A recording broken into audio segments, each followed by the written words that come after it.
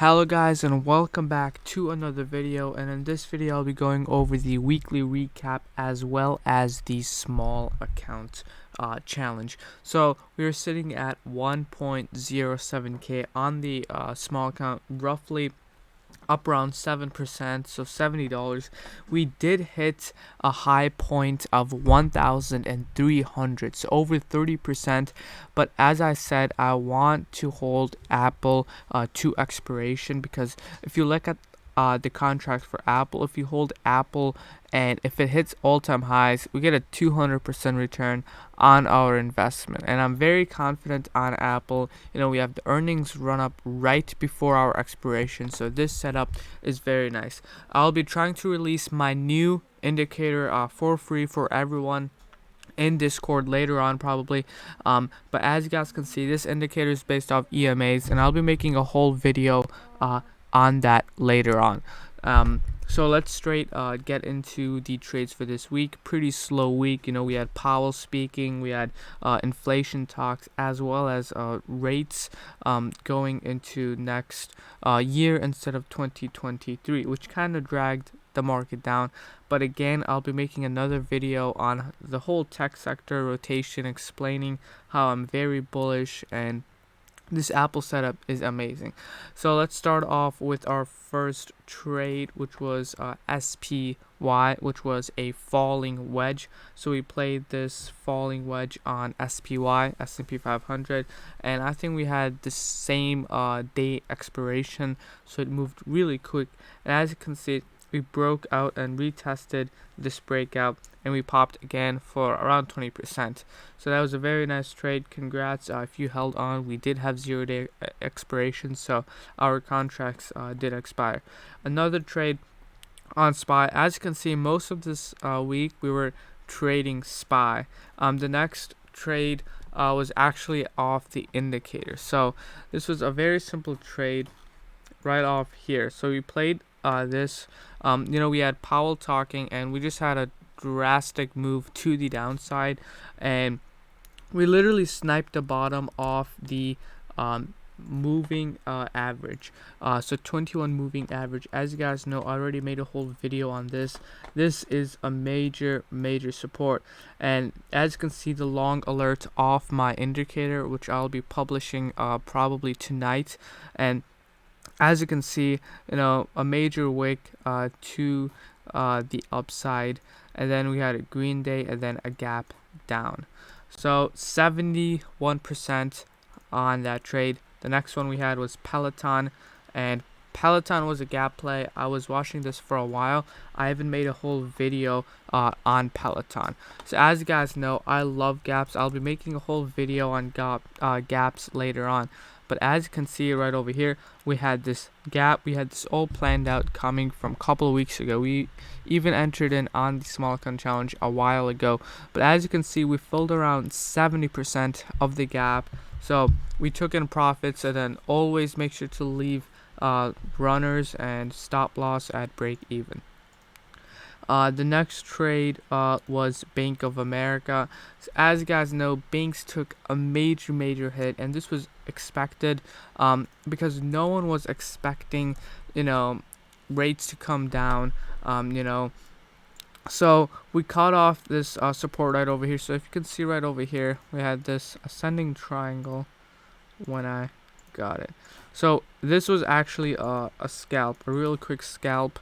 And if you can see, like around the 15-minute mark, we scalped this right off here. I was planning to swing it, but I did not. So that was a small 15% gain on Bank of America. The next one is SPY again. And then on SPY, we kind of played, again, we sniped the bottom on SPY. So if I look at the chart, right around over here.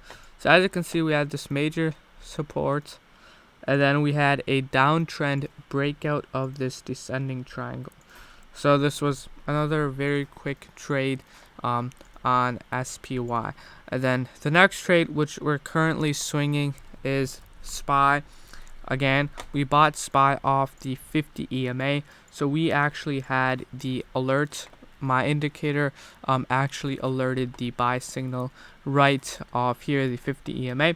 So I think tomorrow, even though futures are very bloody, Tokyo and Asia took a hit, you have to understand this is a major support, and I'll be explaining it in the next video, the trade plan for this week.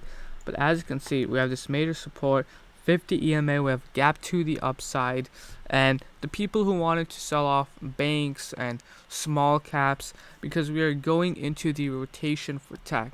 We have all the events, Windows 11, the Apple event, earnings season, Amazon Prime this week, and you have to understand that there can't be a sell the news for Prime because we have a before and after effect where Amazon actually releases the profits and the numbers.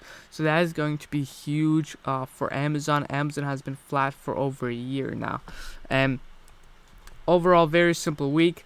The next was actually Twitter. Now we took a loss of 16%, but the thing was, we had a whole month on Twitter, and the reason I cut Twitter was to go back into Apple to swing it for a month. So if I would still be swinging Twitter if it wasn't in the small account challenge. As I said, for the small account challenge, I'm only looking for one play, one solid play. I do my analysis on it, and I do all of my stuff and studies, and I'm liking Apple, so I'm holding it to expiration. So that is why I got out of Twitter. Twitter is a amazing setup. The whole tech is looking very nice. So Twitter, what I'm seeing is a downtrend breakout, and then we also have this gap from their last earnings that we have to get filled. And I can pull up my Robinhood right now. As you guys can see right over here, we hit around 1,300. I do have another account on Thinkorswim. I'm going to be publishing all of my trade logs later on, but it's still in Apple, and I'll be scaling in Apple, if we dump back to 128. So as you can see, this 128 level is a major support. As you can see off my tweets right over here, we legit caught the bottom of Apple, and this is going to be a killer play. You have to understand that if we hit all-time highs by July 30th, right before earnings, we're up 200% on the account. So that's 1K to 3K in a matter of month, and we just have to hold on to this play. And the only stop loss that we have to cut is around 128, which is a major support. And again, I'm very bullish on the whole tech, Amazon, Apple, most of them. Microsoft and Facebook already broke all-time highs, and Google. Amazon and Apple are the only ones lagging behind. And we also have Roku. Can look at Airbnb is also breaking out of this downwards channel. We have DocuSign breaking out of this all-time highs. Let's look at that. So overall, I'll be making another video on the weekly watch list, and again, goal is 5% a week.